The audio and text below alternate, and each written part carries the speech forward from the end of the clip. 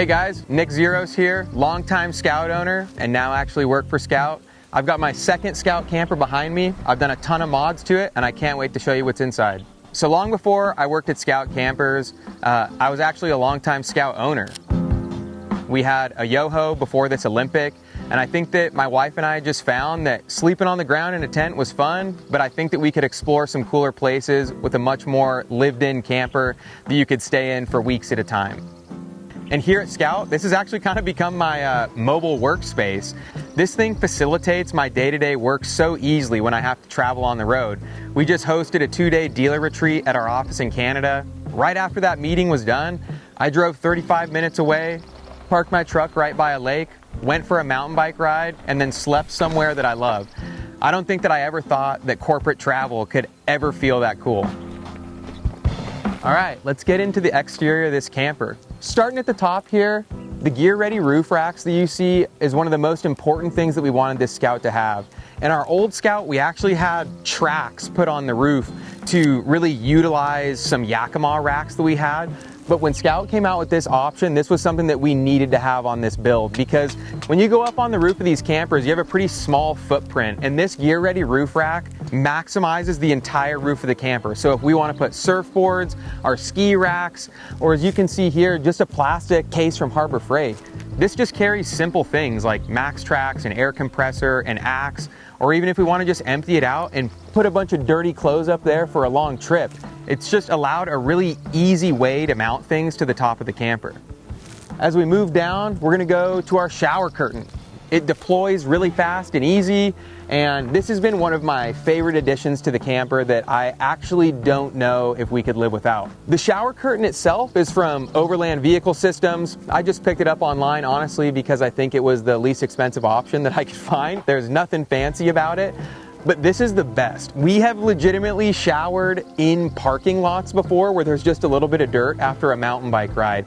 Nothing can make you feel more comfortable when you're out on a long trip, or who am I kidding, a very short trip, even just like a one overnighter, if you can take a shower and get a good night's sleep. So this shower curtain actually can do a lot more than just be a privacy place to take some showers. We mounted it to L-track on the back of this. So I've actually been thinking about a cool way to like maybe mount some surfboard mounts to the L-track, but an L-track piece really allows flexibility to kind of hang and put whatever you want on the side of the campers. With the Scout campers being a fiberglass and composite shell, it makes mounting things like L-track to the side of it very approachable and easy. A drill bit cuts right through this stuff, and as soon as you put a backing plate on it, it actually has a lot of structural strength, so we have no worries about whatever we're going to hang on this. Last part on the driver's side that we have here is the bed rail runners. I know that this is mostly just an aesthetic option for the Scout, but I think that this makes the whole thing look so complete.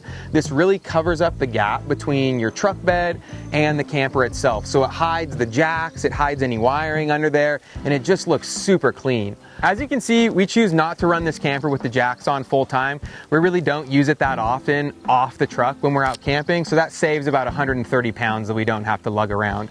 We also option the camper with an in-bed plug, and that just keeps the wiring really tidy back here. Sometimes we'll toss a bike pump or some other random things in the side here, but other than that, just want to keep it pretty clean back here. All right, moving on to the front of the pickup. I didn't really go overboard with this. It's a GMC Sierra 1500 Z71 package. We did pretty minimal things to this. We have Bilstein 5100 shocks underneath here. They're just a ride height adjustable shock, so an easy way to level out the truck.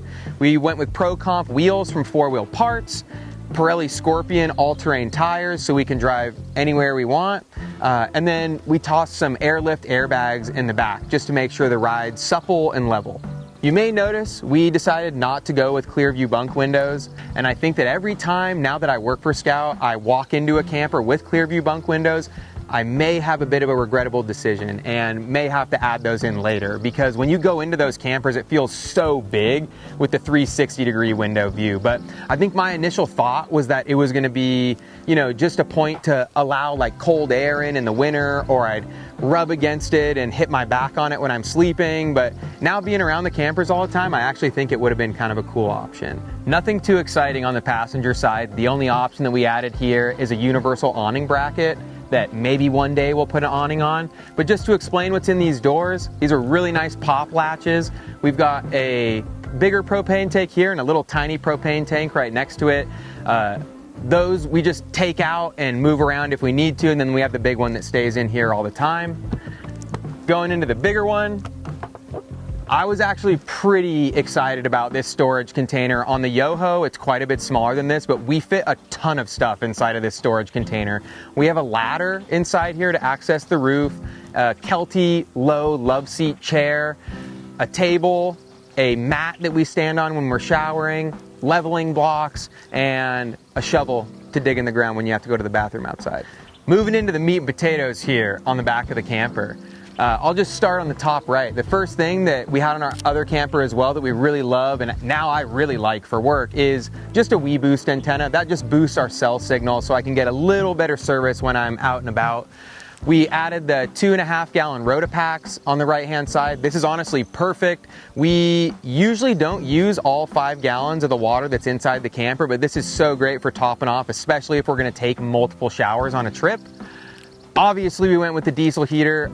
This is my favorite feature of this camper. We'll get inside and check out the thermostat option, but being able to set this at a set temperature and just go to sleep knowing that the camper is gonna regulate its own heat is so great. And having the fuel fill right here, I can just fill up my truck, pull forward, and then fill it with diesel, and we're on the road. On my pickup, we did end up going with an aftermarket bumper here. This has no purpose other than I like that it was the color black, and it has some nice footsteps here. You'll also notice that we run this without the tailgate. The Olympic fits almost perfectly in the back of this 5'9" Sierra without the tailgate on. We've went back and forth on leaving the tailgate on or off, but truly leaving the tailgate off allows for easier entry into the camper, and it allows the bike rack to sit a lot closer. Speaking of bike racks, we went with the 6-bike Lolo rack. These are made in Portland, Oregon, right down the street from my house. I love it because you can fit 6 bikes on this rack. Let's say we're at a camp trip with a bunch of buddies. Nothing's better than stuffing everyone in the truck, putting 6 bikes on the rack, and going to shuttle any trail that you want. This also can hold our road bikes, gravel bikes, and any other bikes that we may be using. We also really love the tilt feature of this rack. Let's show you what we got going on inside the camper. All right, now that we're inside, first thing, I'm standing typically where there's a pretty large table in the middle of this dinette. One of the largest changes that we made is mounting this bamboo countertop flush to the back wall of the camper. This is an easy mod that allows an easy flip-up table option. Then when you don't want the table in your way, you can just easily stow it down.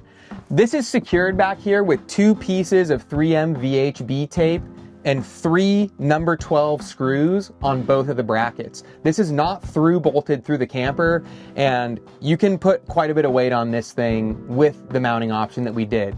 We actually picked up this tip from Juniper Overland, one of our Scout dealers on YouTube. They have a bunch of cool mods on their website, and I think this has definitely been the most impactful in the dinette option of this Olympic. It allows for a ton of space for my wife and I, or even if we have 4 friends in here, to just sit in a more relaxed position and not have a big clunky table sitting here kind of blocking where your knee space is. Also, you may be wondering, how do we still use this in bed mode? And underneath here, this isn't the prettiest option, but we have 2 pieces of wood under our bed that then sit between these 2 cushions. These cushions have reinforced plywood underneath them, providing a lot of support for when you slide them forward. It's actually a really supportive bed, and we have friends sleeping here all the time. So with this table being out of the way, I think one of the best things that we decided to do, and that one day, honestly, I hope we do straight from the factory, is right under this rug, we just went ahead and cut right through the floor here and added a hinge to the back to where now we have access to all the storage underneath here. This also allows access to storage cubbies under here that is often seen as just completely dead space in the Olympic. And we've got that jam-packed full of supplies that we use in here all the time. You definitely noticed on top of this wooden piece here, we have 2 pieces of L-track mounted inside the camper. I went ahead and installed one of my bike rack mounts right here for the fork of the bike, but my wife's bike can also fit right here. So let's say we're in an area that we want to keep the bikes inside. We're going across a really dirty mountain pass road and don't want to get our bikes all filthy, or just want to camp like in stealth mode. We can just toss the bikes in here on the fork mounts, and it's still pretty easy to get around in the camper, but it's a really cool option to keep your bike stored inside. Down on the floor of the camper here, it's honestly the smallest mods that have meant the most to us. So one of the biggest things is this Rumpl everywhere mat. This is waterproof on the backside and then a soft material on the inside. This is perfect for hopping in and out of the camper all the time. You can get it super dirty, and then when you're settled in for the night, you can just toss this out of the way and you've got a perfect and clean floor for you. Or if we've got really muddy shoes, I built this little pull-out plastic mat that can extend the length of the camper for wet ski boots and other things like that. So Scout has now moved on to the unbound power tower system in their campers, but ours is still optioned with the Yeti 1500X. I just added a little cubby up here with all my electronic items that go with the Goal Zero up on top of it. Also, we have this great fitting food bin that we found at Target that fits all of our snacks and things on the inside. Also, an accessory that you can't really live without is a garbage can. We used to mount it on our old camper on the outside of the door, but we found that this little shelf here with the fire extinguisher is actually perfect. This is just something we found on Amazon, but makes a world of a difference. We also went to IKEA and found this perfect slide out bin that has all of our kitchen supplies. And then just as a little personal note, I just put gaff tape here to protect all the wood on the inside of the camper. So for the bed in the Scout, I think one of the things we really loved is that we can just add regular bedding from our house. We don't have to be sleeping in sleeping bags in here. It truly feels like home. But underneath, we added the Froli system. So this does two things. It raises up the bed so you don't get condensation under your mattress, but also it has these springs that you can actually adjust the tension and the stiffness within the mattress. So this thing honestly feels like we're just sleeping at home. So some key things to note around our bed are honestly just simple pleasures from home, like regular bedding, a great quilt that a friend made as a wedding gift for us, and we have this little fan here. I think one of the most important things that people forget about living in a tiny box like this is condensation. While we don't experience any of it in our Scout, it's because of these little simple tricks like this. If you pop this window and leave it just a little cracked and run a fan like this that circulates where you're breathing the most heavily at night, you almost get no condensation in this camper. So this little stroller fan has been a little but really big change. We also went with the storage bags on either side of the camper.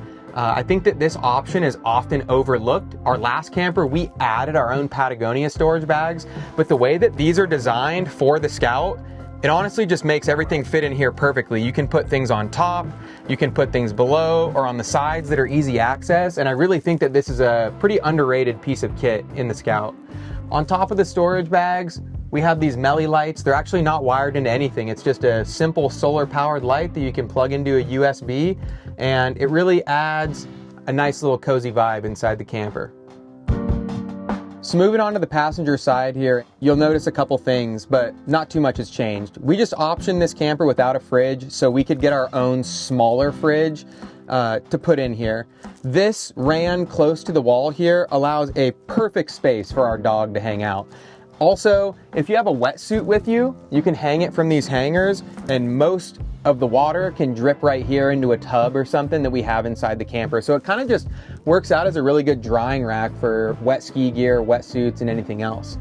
Moving up to the little control panel system over here, we've got our diesel heater control panel, a couple little mementos from places that we've traveled, like Japan and Iceland. And then this is where our Weboost is routed inside the camper. So we actually just have a wire running from our small Max fan. We have this Velcroed to the wall, and then the antenna just sits right here on a piece of Velcro as well. So anytime we turn this on, it just gives our cell signal a little boost so we can get a little bit better reception inside. Keeping things pretty simple on the galley side, the one big change we made was we set the stove inside the countertop. This 2-burner has worked great for us, but when you're not using it, it's so nice to have this big flat counter space with it set inside. We also have a pretty simple water system with the 5-gallon Lifesaver jerry can. One of the best parts about this is it has a charcoal filter in it that allows clean water from pretty much everywhere. Also, with this system being inside the camper, that means you don't have to winterize anything. It's just a 5-gallon jug of water. It's not gonna freeze when it's inside the camper. We ran a small PVC hose to a little faucet we got on Amazon, added a paper towel holder up top, and then if you can see up here, this is where we ran the cable for our Weboost that's on the other side of the camper. So I think to wrap up the inside here, I just want to note that all the mods that we did aren't that complicated. It's just the little tiny things that make a huge difference on the inside of these campers and truly make it feel like home. All right, well that's my rig. I appreciate you guys taking the time to check it out. I hope to hear down in the comments what things I should look at to add to my Scout or what you've added to yours. I'm so excited to be a part of the Scout team, and I look forward to seeing some of you guys out on the road.